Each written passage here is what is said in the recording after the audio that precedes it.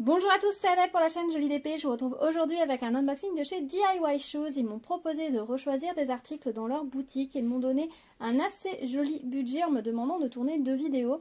Alors bien évidemment, ces articles, vous les retrouverez dans d'autres vidéos plus spécifiques. Mais je vais séparer l'unboxing en 2 parties, tout simplement parce que j'ai pris plusieurs articles de point de croix et plusieurs articles de peinture par numéro, que je ne veux pas faire un unboxing trop long et que je sais que certaines personnes sont intéressées par le point de croix et d'autres personnes par par la peinture par numéro, mais pas forcément par les deux. Donc je me suis dit que c'était aussi simple et logique de bien séparer les deux en 2 vidéos.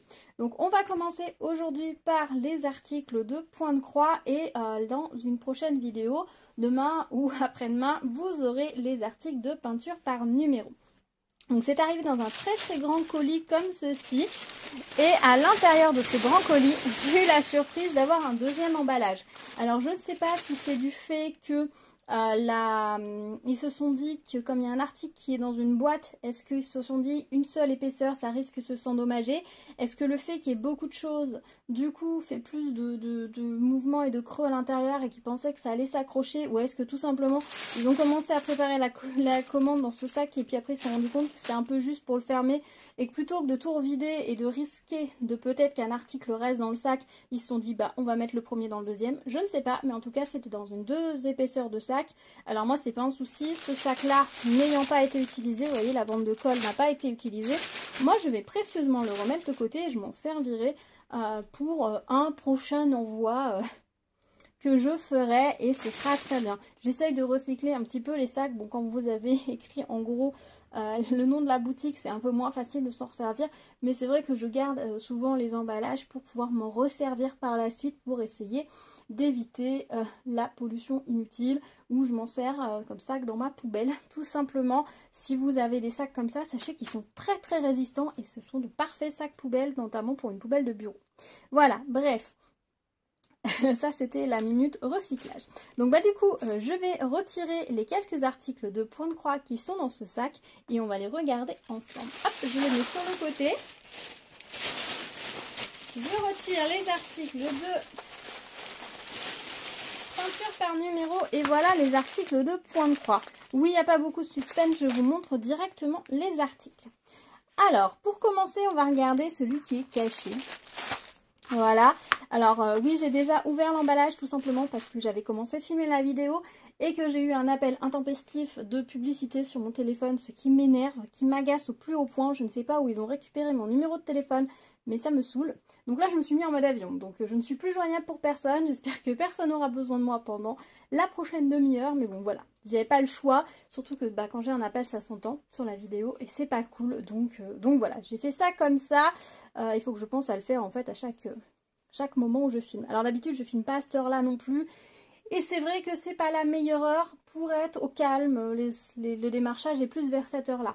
Je suis désolée aussi, la lumière va peut-être être un tout petit peu bizarre, mais on nous annonce énormément de pluie pour ce week-end. Et je voulais absolument utiliser ce qui est dans ce colis et je ne voulais pas attendre pour faire cet unboxing. Donc je le fais aujourd'hui comme ça. De toute façon, je suis pas sûre que la semaine prochaine la lumière soit mieux. Voilà, bref. Donc dans ce petit colis, qu'est-ce que nous avons? J'imagine que vous avez reconnu l'emballage. J'ai pris un cercle à broder. Alors c'est un cercle en 15,5 cm. Vous allez me dire, mais oui, tu nous en as déjà montré un il n'y a pas longtemps. Mais si vous avez regardé ma vidéo, vous savez aussi que le but c'est d'en rassembler 4 pour pouvoir faire mes encadrements pour la série de cercles géométriques que je suis en train de broder. J'ai déjà brodé 2 des cercles avec le motif géométrique et donc il m'en reste 2 à faire. J'avais dit que j'en ferais un par mois. Au final, j'ai fait ça pendant 2 mois. Le 3e mois, je n'ai pas rebrodé le mois dernier. Ce mois-ci, j'ai pas vraiment commencé. Donc à voir. Peut-être que vous l'aurez une avancée sur ce projet-là ce mois-ci dans ma vidéo Flosstube ou pas. On verra bien. En tout cas, j'ai préparé les toiles.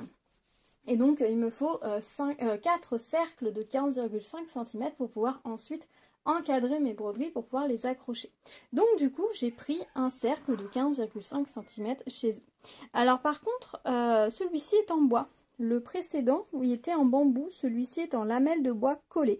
Donc il est beaucoup plus rond comme vous pouvez le constater et beaucoup plus résistant. Comment est-ce que c'est scellé ici? C'est collé ici. Alors cette couche de lamelles est collée ici, mais j'imagine que les autres couches de lamelles ne doivent pas être collées au même endroit pour assurer la résistance. Alors, celle-ci est ici, vous voyez, alors que l'autre est ici. Donc en fait, chaque couche de lamelles va être en décalé, ce qui fait que ça, c'est un cercle très résistant, très solide. Si vous devez broder avec ça, vous n'aurez aucun souci, hein. C'est les cercles à broder qu'avaient nos grands-mères. Et même les générations avant, c'est très très résistant, c'est de très bonne qualité. Le cercle en bambou, comme je vous l'ai dit, ça va bien pour broder soit sur des tissus assez fins que vous allez laisser dans le cercle après, mais sinon vaut mieux un cercle en lamelles de bois collé ou en plastique. Donc voilà, donc je suis contente. Alors du coup celui-ci, la vis est en doré. Voilà, alors que l'autre était argenté, il me semble, de mémoire. Donc un petit cercle en 15,5 cm que je suis très contente d'avoir. Alors je pense que là, je vais beaucoup moins peiner à le monter, à monter mon ouvrage dessus. Après, j'ai brodé cette série sur 3 textiles, sur 3 toiles Aïda différentes. Et il me semble que j'en ai 2 qui sont un peu plus rêches que les 2 autres. Donc du coup, j'encadrerai dans les cercles en bambou que j'aurai celle dont la toile est la plus souple. Et les toiles les plus résistantes, j'encadrerai dans les cercles en bois parce que je peinerai moins à les monter tout simplement. Voilà, je pense que je ferai comme ça. J'espère ne pas trop galérer pour les centrages, etc. Affaire à suivre. Ensuite, j'ai pris ceci. Alors, ça faisait un moment que ça m'intriguait et que j'avais envie de tester. C'est une boîte de fils métalliques. Alors, ce sont des fils qui sont indiqués comme étant des fils pour machine à coudre. Les personnes qui cousent... Attendez, j'ouvre la boîte. Les personnes qui cousent, vous devez reconnaître ce genre de boîte. C'est une boîte à canettes, tout simplement. Une canette, c'est ça. C'est ce petit support qui peut être ou en plastique ou en métal selon la marque de la machine à coudre. Ça roule très bien. Donc voilà, ce genre de petite canette, ça va sous le dessous de la machine. Là en dessous, vous savez, si vous avez une machine à coudre, vous avez votre aiguille ici. Si mon doigt est l'aiguille. En dessous, sous la plaque, vous allez avoir une canette, soit dans ce sens, soit dans ce sens, selon votre machine à coudre. Et sur le dessus de votre machine, vous allez mettre la bobine. Et donc, la canette se met en dessous. Et donc, il propose ces petites canettes. Alors, si vous faites ça, vous mettez ça dans votre machine à coudre, ça va vous permettre de faire des finitions qui vont briller d'un côté. Donc, ça peut être assez sympa. Mais c'est pas pour ça que je les ai prises. Alors, je vais essayer de trouver le début du fil. Je n'y arrive pas. Où est-ce qu'il est le début ? Ah si, c'est ça. Voilà le fil. Alors, je ne sais pas si vous allez voir l'épaisseur. Il a l'air, donc il est métallique, il a l'air assez souple. Et donc, je voulais essayer tout simplement de voir si je pourrais l'intégrer en broderie. Donc, ça va être un test. Alors, il existe en boîte de 25 couleurs ou de 36 couleurs. Et donc, moi, j'ai pris la boîte de 25 couleurs. Alors, vous voyez, c'est vraiment une canette parce que ici, on a le trou. Quand vous montez, quand vous bobinez vos fils sur les canettes de votre machine à coudre, parce que les canettes, vous les achetez pas toutes faites en général, vous avez votre bobine de fil d'une couleur et vous allez faire votre canette. Et donc, vous passez le fil à travers, vous montez, ici, ça vous laissez dépasser de 3 ou 4 cm, vous montez votre canette sur la machine et elle va se charger de bobiner votre canette avec votre bobine de fil. Et donc, ça sert à coincer le fil au départ. Donc, voilà. C'est vraiment des canettes. Et donc, il y a différentes couleurs. Je vais vous les approcher pour que vous voyez bien les couleurs. Vous avez une couleur un peu arc-en-ciel ici. Différentes teintes de bleu, du doré, plusieurs teintes de métallique. Pas mal de teintes de bleu, du rose, du violet, du argenté. Et là, on a un noir et là, on a un anthracite. Alors, par rapport au projet que j'ai, je pense que je devrais trouver mon bonheur au niveau des couleurs. Donc, on va voir ce que ça va donner. Je reviendrai vers vous pour voir si mon idée a pu fonctionner ou si c'est un échec critique. Voilà. En tout cas, je suis assez contente de les avoir. Je testerai ça et puis on verra bien ce que ça donne. Si je ne m'en sers pas pour le projet que je voulais, eh bien, je m'en servirai en couture tout simplement. Ce ne sera pas perdu. Et du coup, pour ce projet, je m'étais dit que ce serait sympa d'utiliser que des articles qui viennent de chez eux. Et du coup, j'avais pris un lot de fils à broder. Donc, j'avais pris le lot de fils en polyester et celui-ci me paraît en coton. Alors, j'avais volontairement choisi le lot de fils en polyester parce que généralement, les couleurs sont beaucoup plus vives dans les fils en polyester. Et là, visiblement, c'est le lot de fil en coton. Qu'est-ce qui me fait dire ça? C'est qu'on a les DMC dessus. Et je ne sais pas si vous vous rappelez, j'avais pris un lot une fois chez eux, un lot de fil en polyester et un lot de fil normal en coton. Et le lot de fil en polyester n'avait... Ah si, ils avaient les DMC aussi. C'est pas les mêmes bobines. C'était pas du tout les mêmes bobines. Donc je pense que ceux-ci sont bien en coton. À la matière, non là. On va regarder. Si ça se trouve, je vous dis des bêtises. Mais il me semble que c'est vraiment les mêmes étiquettes que ceux que j'ai reçus dernièrement qui sont en coton. Lavage 95 degrés, on peut les repasser. Ouais, je pense qu'ils sont en coton ces fils-là. Ils sont assez doux quand même. Mais c'est pas écrit 100% polyester alors que sur les autres c'était écrit.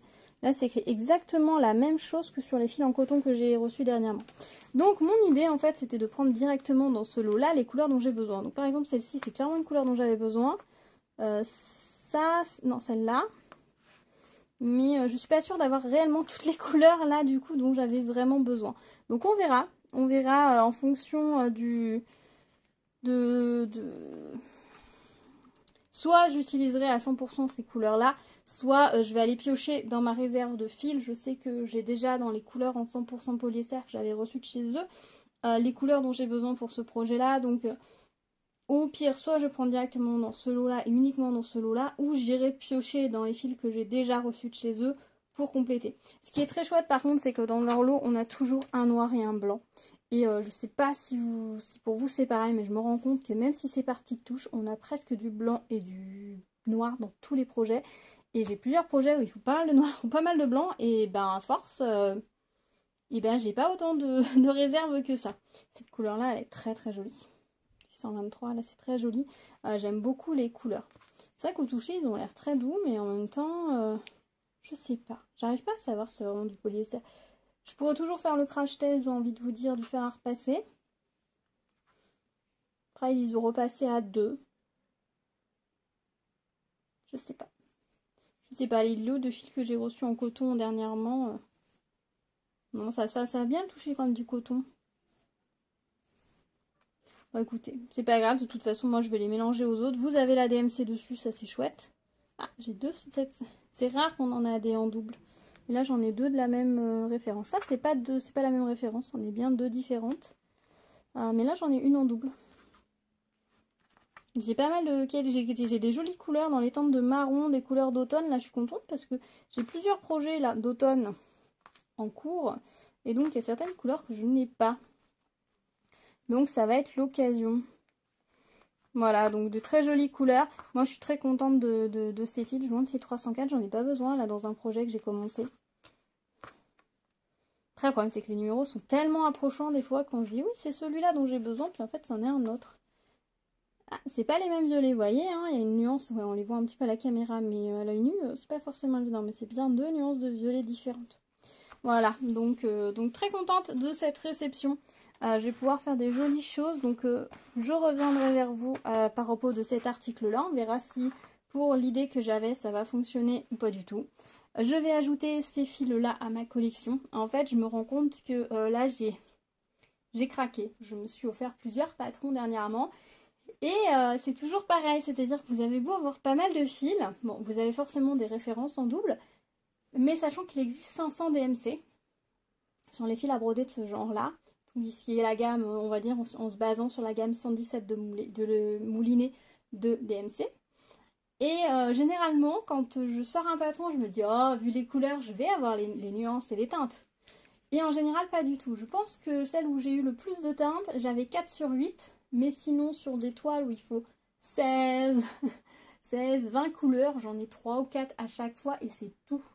Sachant que des fois, il y a le noir ou le blanc dedans, quoi. Vous voyez, c'est vraiment... après, c'est vraiment de la nuance. Donc, en mettant une couleur vraiment approchante, j'ai envie de vous dire, voilà, si sur une toile, vous remplacez ce violet par ce violet, ça va pas changer l'intégrité de votre toile.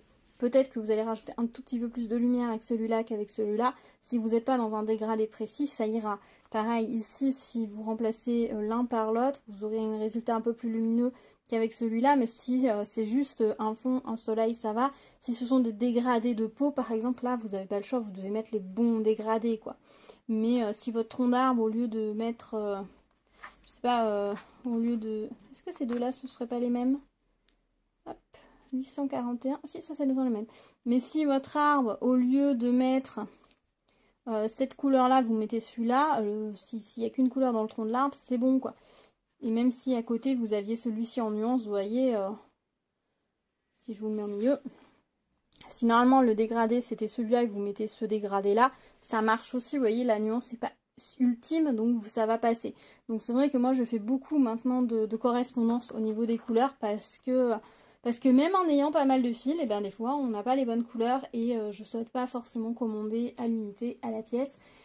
Et donc voilà, donc je fais des correspondances, puis bon après une couleur peut être coincée dans une toile et pas... Dis donc voilà, ça joue. Voilà, bah écoutez, je suis ravie de ces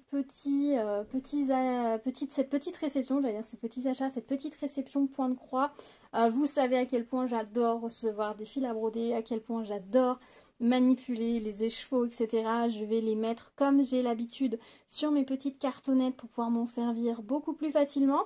Je vais quand même aller checker là, dès que la vidéo va être terminée, je vais aller et que j'aurai tourné la deuxième partie. J'irai checker pour savoir si certaines de ces couleurs vont s'intégrer dans les toiles que j'ai, dans les projets que j'ai prévus, en mettant de côté les couleurs dont je vais avoir besoin pour le projet spécial que je comptais faire avec tout ceci.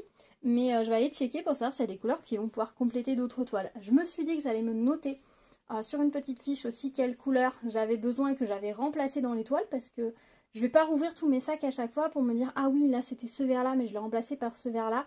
Par contre, ça peut être sympa d'avoir une petite fiche où je me suis noté les 3 ou 4 ou 5 numéros que j'ai remplacés dans chaque toile, parce que bah, par exemple là, peut-être que j'avais le bon numéro. Et si j'ai pas attaqué de broder cette couleur dans la toile, je peux encore faire le changement. Donc je pense que je vais me noter ça comme ça, et ça me permettra peut-être d'ajuster au mieux. Après, j'avoue que quand on a refait, qu'on a complété, qu'on a refait une palette de couleurs, on a généralement ajusté pour que l'ensemble des couleurs matchent bien ensemble. C'est pas toujours évident ensuite de remettre une couleur d'origine. Des fois, après, ça peut faire un déséquilibre au niveau des couleurs. Donc, on verra. On verra. Voilà, bah écoutez, j'avais dit une petite vidéo courte pour cette première partie. C'est raté. J'ai encore beaucoup parlé, j'en suis désolée. Mais j'espère que vous aurez passé un bon moment avec moi. Je suis vraiment ravie de ces petites réceptions. N'hésitez pas à me laisser des petits commentaires si vous avez des questions, des remarques, etc. N'hésitez pas à me les laisser dans les commentaires. Je vous lirai et vous répondrai avec plaisir. N'hésitez pas à mettre des petits pouces vers le haut, ça me fait toujours très plaisir et l'algorithme YouTube aime beaucoup, donc n'hésitez pas. N'hésitez pas également à vous abonner et activer la cloche pour être au courant des prochaines vidéos si ce n'est pas déjà fait. Et puis je vous dis à très vite sur la chaîne avec plein de nouvelles vidéos et puis prochainement la suite de cet unboxing. A bientôt, prenez soin de vous. Tchou tchou!